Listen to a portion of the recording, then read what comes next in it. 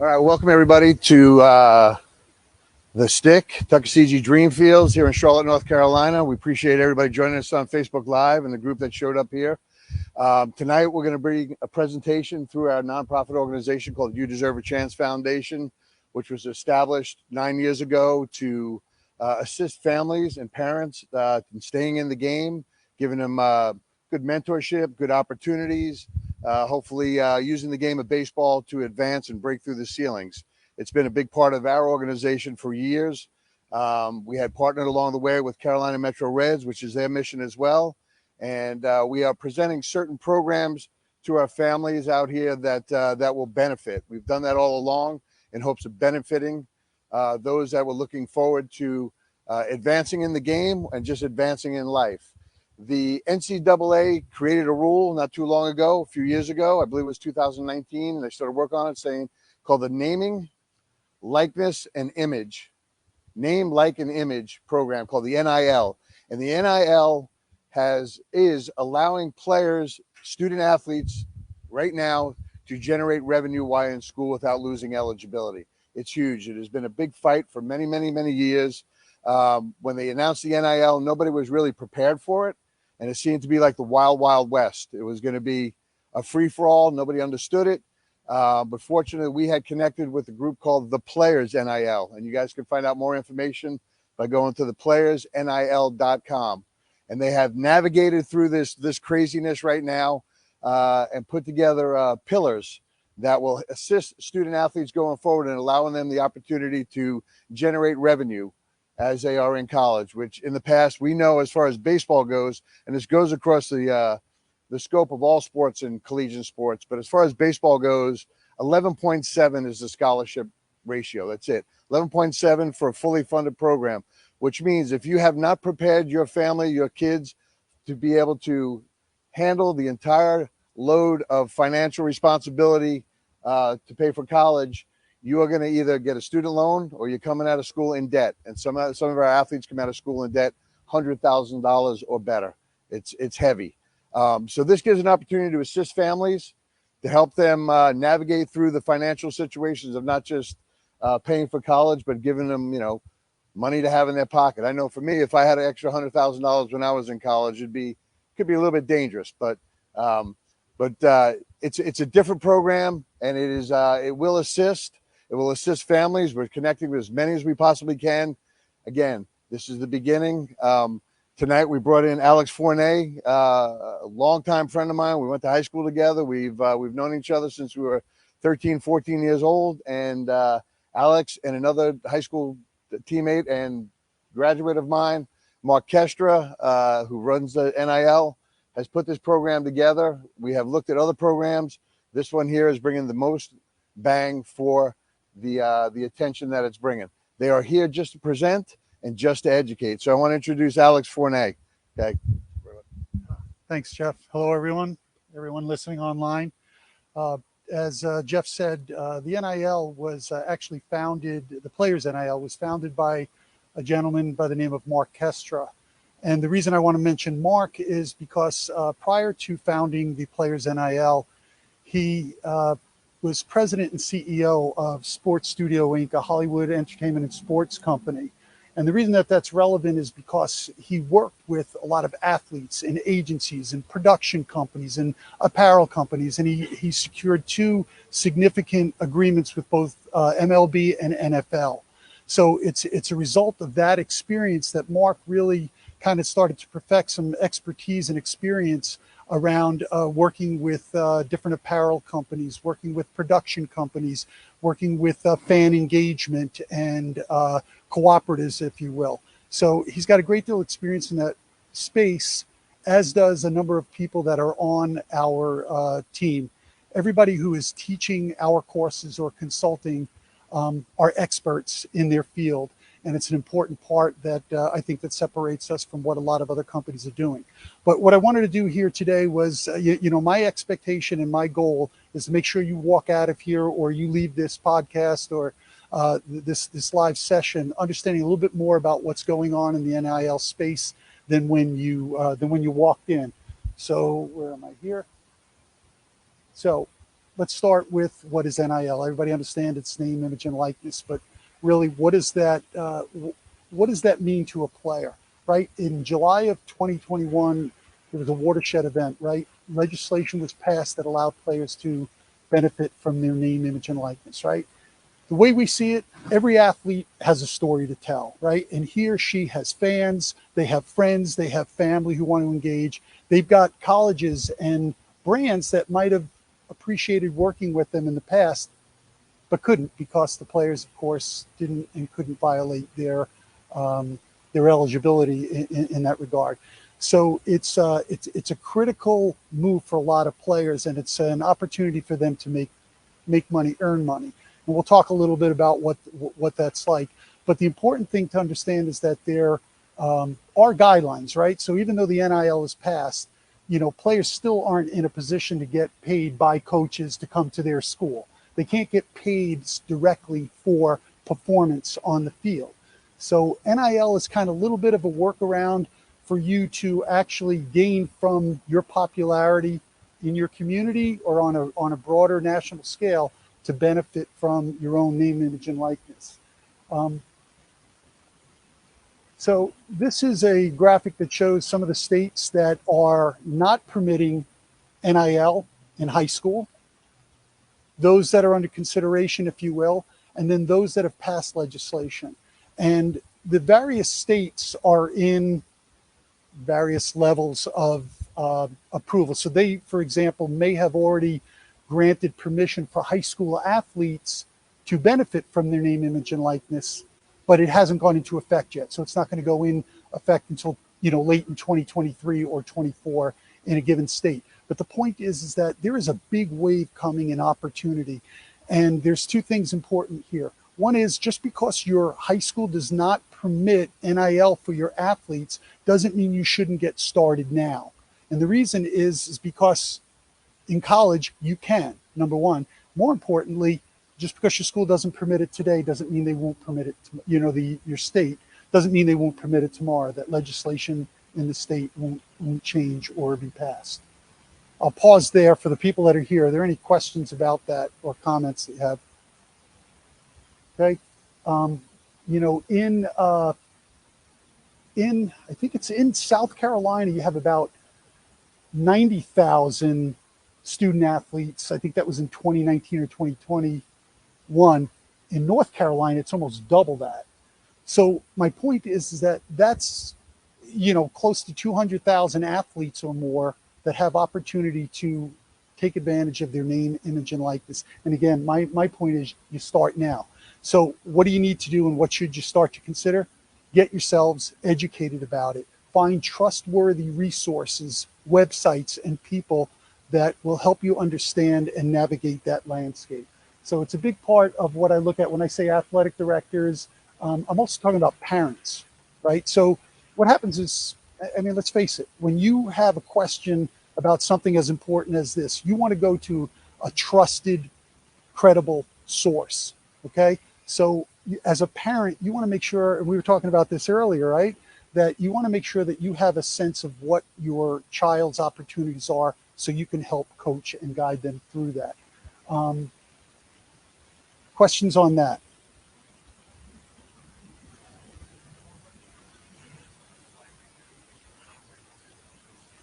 So the question was, what site would I recommend? There are a number of them that are really good. The Players NIL, which is what we represent, is a trusted, credible source. And the reason I say that again is because, as I said, the people who consult and developed all of our courseware are experts in their field, and we'll talk a little bit about that. Another one is Open Doors. Okay, so again, and thanks for the question, but it is really important to make sure that you're gathering information, because one of the problems that we have is that if you don't get that education, you're going to potentially fall victim to misinformation, which is people think they know something about it. They tell you something and it's okay, and you go after it. The other side of it is disinformation. It's somebody who knows that it's not the right thing, but it serves them. So it does this. Going to a trusted source does a great job of helping you understand that. By the way, there's a lot of free advice, insight, podcasts, and everything else on our website with former professional athletes, lawyers, agents that kind of give good insight. So I would highly recommend you look at that and pick a podcast that you think is relevant for you, and check it out. But thanks for the question. Yeah. So yes. So you can go to theplayersnil.com and search from there. In fact, that's what we opened up with. And there'll be a QR code at the end of this for those of you that can put your phone up to it, take a picture of it, and it'll bring you to the website.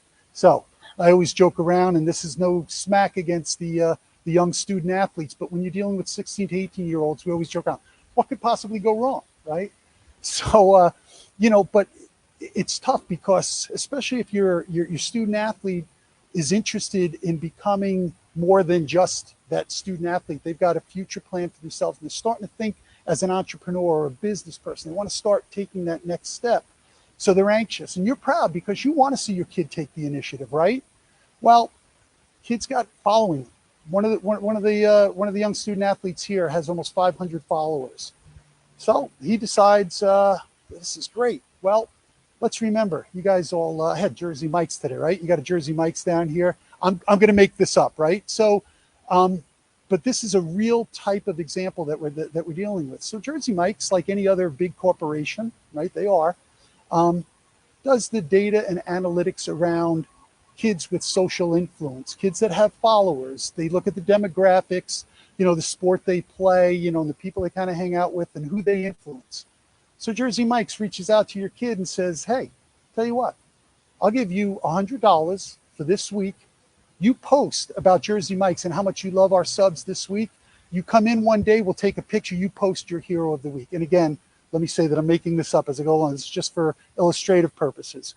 But you kind of go through that and your kid says, great. He doesn't tell you about it because he's going to surprise you. He might or might not. You may or may not know about the information. Great, goes there, boom, here's $100, goes up there, takes a picture, posts it out. 3 days later, you get a call from the AD who says, guess what? You're ineligible. Did you realize when you took that picture, you had the school's emblem on your shirt or on your hat? Oh, by the way, you just put your team at risk, right? So that's the potential dangers of not understanding what's going on. It's the reason why education about what's going on is important, because you need to understand, the compliance issue, the legal issues and so forth, the implications in your community, and on a local level, as well as what the federal guidelines are for it.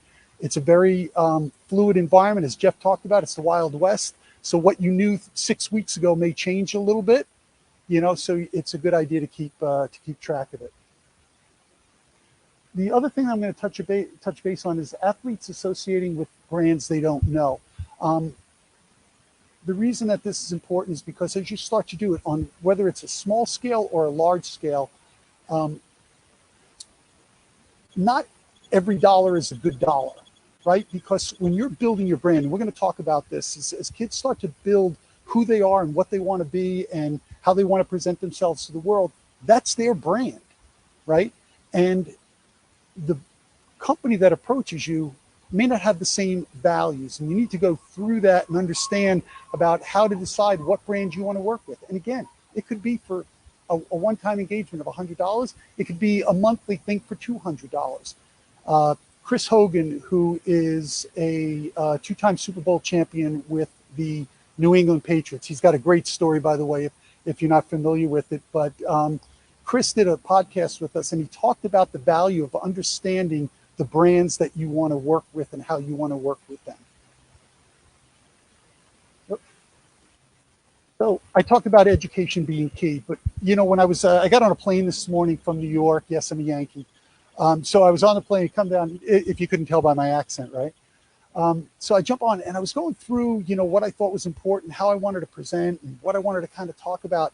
And so I wind up making some notes. So, and I think that they're important and they're really relevant to what we want to talk about. So if anything that I've talked about, you don't take with you, these next few slides, I want to make sure that we kind of dig in them a little bit. I want you to feel free to ask questions. And if you're listening live, if you want to submit a question, I don't know if there's a vehicle, right, for doing that, you can, and we'll try to address that. But as I said, if you walk away with nothing else, I want you to understand a few key things about this. And these were notes that I just started making this morning. And I want you to understand NIL is for everyone. What you read about and what you hear is the quarterback at Alabama. You hear about the young female athlete going to North Carolina, right, playing soccer, whatever. They're sensationalized. But the fact of the matter is, year one deal, $65. Right? You don't have to be a Power 5 athlete to start benefiting from it, and I'm going to talk about that. The other thing is 6 of the top NIL sports are women's sports. Women are doing a better job and are better social media influencers, and they seem to be much more savvy in leveraging it. An important and interesting, I guess, just an important point is, women have talked about the fact that, there aren't professional sports, and we're looking to, balance some of that out. But one of the advantages that they've gotten from that is that they've done a great job of understanding, you know what, I'm probably not going to play professional basketball. So I'm going to use what I'm doing today while I'm playing basketball at Tennessee or I'm playing basketball at some Division III school. I'm going to start taking advantage of what I'm doing now to prepare myself for the future. They've done a great job. And so if you're looking for an idea of what some people are doing, you may want to take a look at what some of the women have done and how they've accomplished that. The king of NIL, Raekwon Smith. You've probably never heard of him. You will not see him on TV. And he plays for University. Down here, you might know about Norfolk State, right? It's an HBCU. Kid has over 65 deals, NIL deals. Why? Because the kid knew how to go about working with and navigating through brands and creating his own brand. So he's had a lot of success with it. But you might say, well, of course, he's still a Division I kid. Amherst College. Any of you ever hear of it? Okay, then maybe you're from the Northeast. Okay, there you go. So small, it's part of the NESCAC, New England Small Colleges, right? It's a Division III school. There's no fans there, maybe 1,000 people. There's certainly no television coverage. Jeff Betts is a wide receiver who has turned the NIL on its ear because he knew how to engage with brands. He has more deals with brands than he does touchdowns, right, at the school. The point that I'm trying to emphasize is that, again, NIL is for everyone, and don't get caught up in the fact that everybody's looking at the sensationalized big deals. There's opportunity for you. As long as you take something that's relatable and important to you, you can turn it into your brand. And as you start to do that and you grow followers, that's where your opportunities will start to come in. Brands are looking for athlete influencers. The reason that they are is because, quite frankly, athletes are special in a lot of ways. And we learn at an early age a lot about discipline and teamwork and how to pick people up when they're down. We're good influencers in a lot of ways, and they like the athletes as influencers. I'll pause there. Questions? Okay. So most kids are not going to get the support, right? That 2% are the Power 5 kids, right? And they're going to have people around them and helping them. Well, part of what we do at the Players NIL is to try to provide that educational platform and consulting, if you will, and an opportunity to make sure that you're educated in that. So we're focused on the other 90%. That's most of us, right? The other thing is that's really important is that as you start to do this, I know that a lot of us, and probably a lot of you in this room, have been former athletes, right? So much of your personal worth when you're young is associated with what you do on and off the court, what you do on and off the field, and how you perform. And so much of it's tied up in that developing skills and self-worth outside of your sport, but leveraging that sport, it's a great advantage, and it's an opportunity, as I said, to leverage and use life skills and professional skills as you evolve your brand. I think you should start in high school. We're like, start now, build your brand. And I would tell you this, regardless of the state's position, you can, as a young person, still start to build your brand. You may not be able to go out and start promoting something in particular. And certainly, there are restrictions about what you can promote, right? You can't promote tobacco and firearms, right? Things like that. But my point is that as a young athlete and a young student, you can start building your brand about and give serious thought to who you are and what kind of brand you want to represent and build for yourself. And I would suggest starting that now, because it's going to take time. And when you reach college, you can't just turn it on at that point necessarily, right? Last thing, as I said, the idea is we all want to be thinking as parents. My daughter was a college athlete as well. And what you want to start positioning yourself for, even at a young age. And I am not telling you not to continue to follow your dreams and to work your tail off to achieve what you want athletically. And maybe you will make it all the way, right? And maybe you will earn a living doing that. But the idea is, you probably all, you're all baseball people here, most of you here live.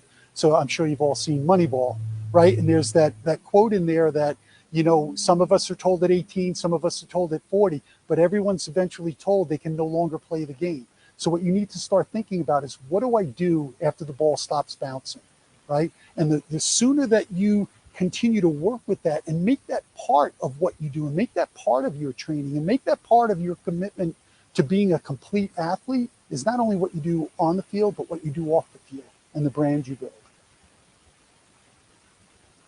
So real quick, how am I doing on time? Okay. So what we focus on at the Players NIL and what we believe the education is all about is personal brand development. So Dave Maloney is a professor at Syracuse University. He handles our Pillar One, and his message is what people feel and think when they see your face, meet you, or hear your name.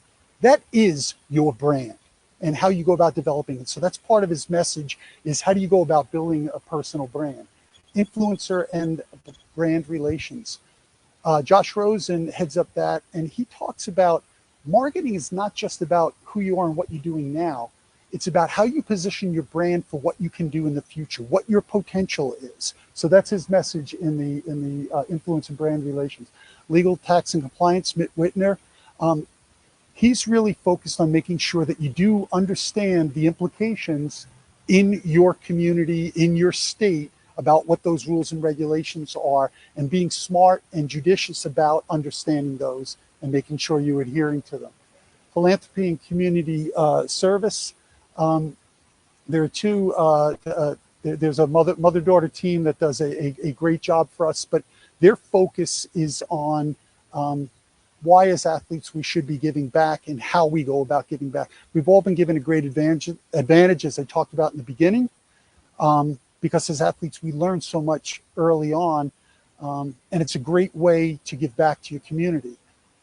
You also get to promote what's important to you. So whatever your cause is, whether you're going to give time or money, you want to identify those things and find a way to potentially give. That's one part of it. Quite frankly, the self-serving side of it is that you also get to build your brand, because if I am a brand looking for people to work with, I want to know who you're, what you're about and who you are, and what you do in that capacity is going to have an impact. And then the last piece is financial literacy, and it's about helping you understand investment strategies. And there's a part of everybody says, yeah, but I'm not the kid that's getting $1 million at Alabama or North Carolina. The fact of the matter is that, I know growing up that if I made $10, the first question that was asked is, okay, how much is going in the bank? And, so you can earn interest. Now that's certainly an oversimplification of investment strategy, but it starts the process of thinking, when I have money, how do I make money work for me? What are smart investments? And let me be clear that what we do is not advise, we're not here to tell you to go to this investment advisor or anything like that. That's not what we do. But what we do want to do is educate you so you understand what questions to ask and how to evaluate whether something is a reasonably good investment in terms of how do I make my money work for me going forward. So it's about educating you in that capacity. So I'm gonna finish up here with how you as parents can really help. Okay, and it's about you getting yourselves educated and providing a support system for them and being that trusted source in many respects, right? Because NIL is so new, there's a part of me as a parent that I would look and say, I don't know, there aren't too many people I want to send them off to go find out and not understand what kind of information they're getting back. So my point is, get yourself educated and introduce them to independent and trustworthy sources. And the important point I wanted to make here down below is that the National Federation of High Schools, right? There's two important missions that they have. And one is about the fact that they believe that athletics, right? They're for the students, they're for the kids. And as adults, our job is to be supportive in that role, in getting them to enjoy and take advantage of it, and overall just be supportive of it. The second part of it is to make sure that they help protect the student athletes from misunderstanding or somehow being exposed to something that they shouldn't be, or someone that they shouldn't be working with. So it's a little bit about protection as well. So I'm going to stop there, and I'm going to hand it back. Earlier that you said earlier that a mistake could jeopardize a university's eligibility in terms of conference play and all that other stuff. Is that? Yeah, what I was really referring to is mostly at the moment in high school that, and I'm sure it happens at the college level as well, is that you have to understand what those rules and regulations are. Again, the good news for the kids at Power 5 schools is they've got somebody there telling them every day what they can and can't do. At the other schools, for the rest of us at Division III and so forth, yeah, they could potentially put their teams and themselves at risk if they violate one of the rules or regulations. Yeah, it is absolutely a compliance issue, but right now the NCAA is only involved to a limited extent. Yeah, so the other piece is that it's evolving, right? I mean, the rules are changing every day. The NCAA isn't exactly sure what they put out there totally, right? So tomorrow could be a different rule than it is today. So you have to have the education, or you have to have the people involved that can help guide you through this scenario. This isn't like I'm going to get in a canoe and go down a river by myself and hopefully it works out. You need a guide going down there with you. Exactly. If you want to use that as an example, right? It's like a whitewater rafting, right? You don't want to be doing if you're not familiar with what you're doing. You want to have a guide, and that's the whole purpose about finding those trusted sources of information and data. And that's why I say be a source for your student athlete. Understand where they can go and direct them that way, and sit with them. Potentially look at going through courseware. Make that investment of time and money. The other thing that I would add to that, Jeff, is that all of us, I've done it as well, and it's money well invested. You probably all spend thousands of dollars a summer, a season, a year, right? Yeah, right. Thousands of dollars. And it's important. And it's important to, support your student athletes' dreams to get as far as they can. And we all enjoy it, and we get a great deal of pleasure out of it. What I would tell you is that the small investment of time and money that you should make in getting yourself educated is going to serve them long after their careers are over, because they are life skills. They are career skills. The things that I went through that's important in NIL education, they apply across the board. I'll finish my statement with this. I worked in technology for 35 years, and I did a lot of hiring of newly minted college graduates. And I can tell you that the kids that took the initiative, the kids that had a sense of who they were and what they wanted, went a long way for me to understand what they could provide for our company. It's an important part of it. So that's why we emphasize education so much. Okay, so an athlete has an idea. We were talking to Cooper earlier. He's a freshman that has 900 followers already. And would you post one? You got one post. He's got 900 followers. So the Players NIL could help a player like that and a family like that enhance that following, to give them guidelines and help navigate through that. And okay, these are the pitfalls, or these are the areas that you want to go. Like he may have a product or something like that he likes, or something that interests him.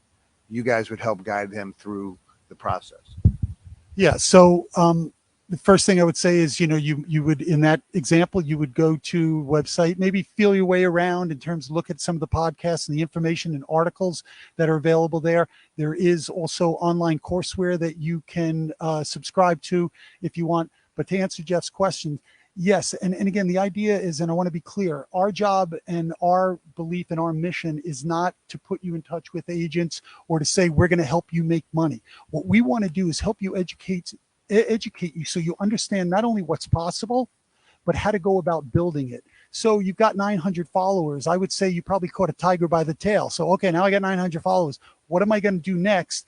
And how might I want to turn that into something else that a brand might see as value? So there's something that I didn't touch on. It's something called an NIL valuation. And it's what companies look at to determine whether or not you might be a good influence. And it has to do with your social presence, how often you post, what you post about, how many followers do you have, how you performed on the field, etc.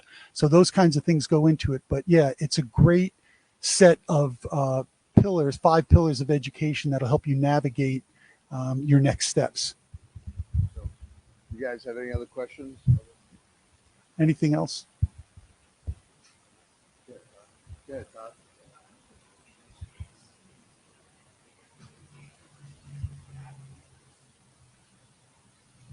So the question is, who initiates an engagement with the brand? Is the brand coming to the player going to the brand? Yes. Because again, what I talked about is the brands are out there. So they've got obviously, a legion of marketing people who analyze all the data about who you are, what you do, what you represent, et cetera, how many followers, all the things I just mentioned. So they may reach out to you. We work now with an influencer who has 4 million followers. Brands are reaching out to him because they understand his data. But he's still also identifying brands that he wants to be associated with. So he's reaching out to them. So it can work both ways.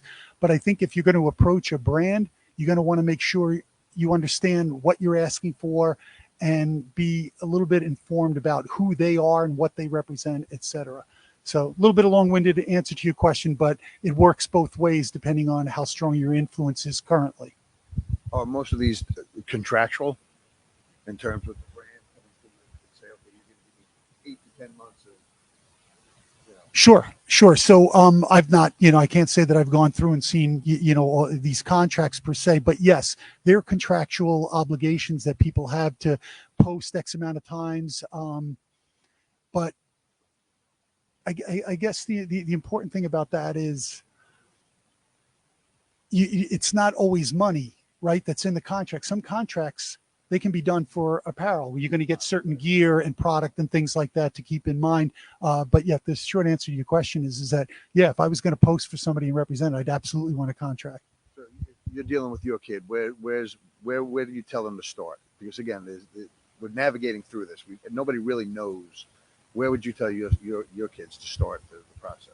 So the question was, if you didn't hear it, was, where do you start? And it's like, at the beginning, right?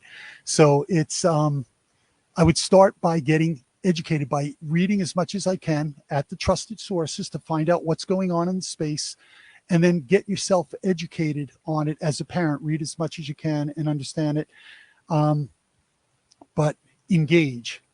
And start now. But if you're really to get down to the basics, you got to start thinking about, and some of you are a little young, probably in the audience as well, but just start thinking about who you are, what you want, and what kind of life you're going to build for yourself for the next 12 months, for the next 24 months, for the next 3 years, and start giving that serious thought. If you really want to build a brand, listen, you're not just going to walk in, it's going to happen overnight.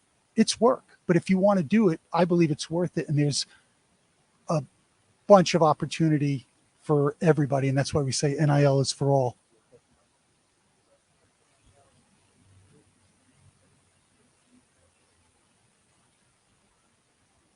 Sure. I always, one of the expressions I use is you should be CEO of your brand.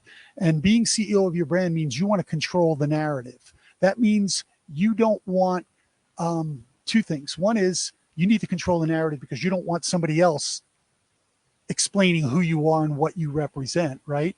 But your question is more about like, is what happens if I make a bad post, or what's the impact of a bad post or something? Yeah. So you know,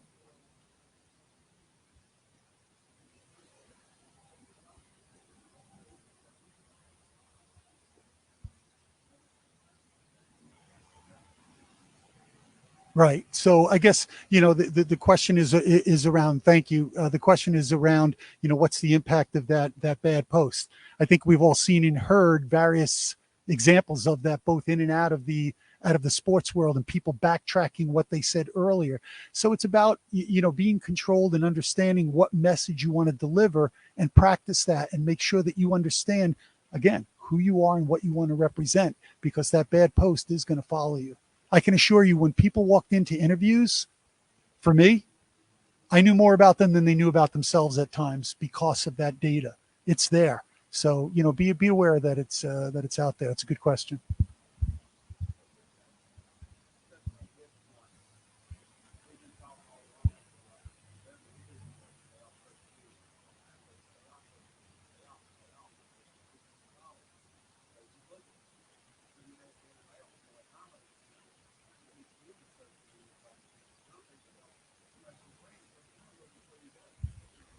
So the question is, what do you do because of you know, social media is a double-sided coin, right? Or there's two sides of that sword.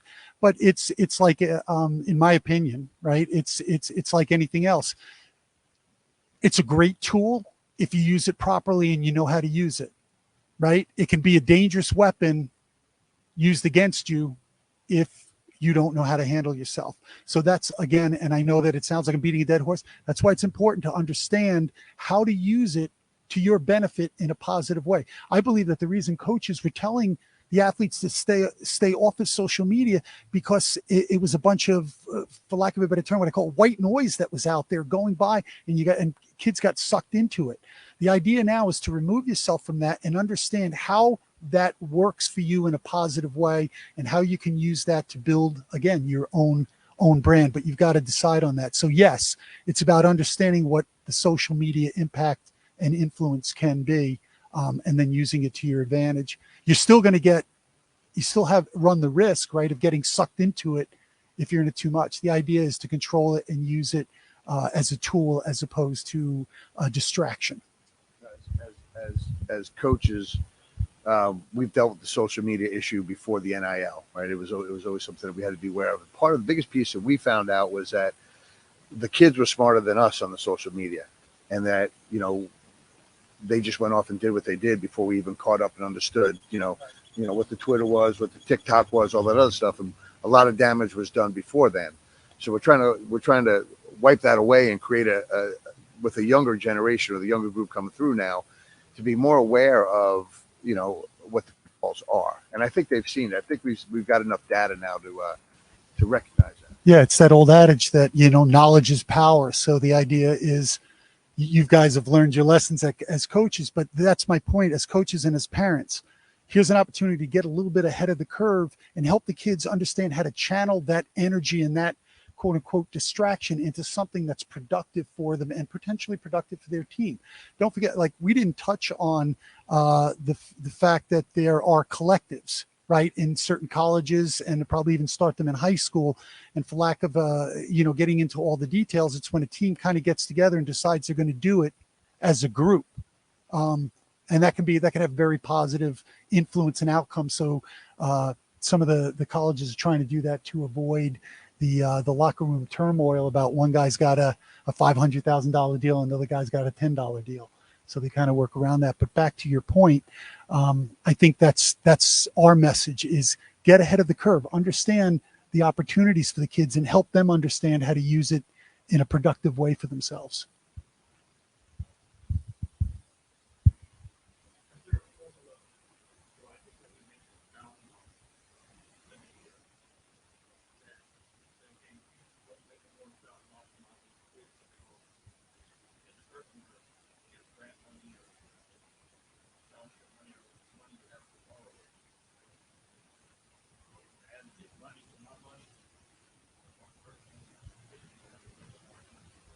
Right. Talking about when you go for when you're looking for grants, Yeah, and yeah. all that other stuff, is it take your income to a different level? Right. So that goes back to, so the question was about, what's the implication of, being a student that makes money. That's a great question, by the way.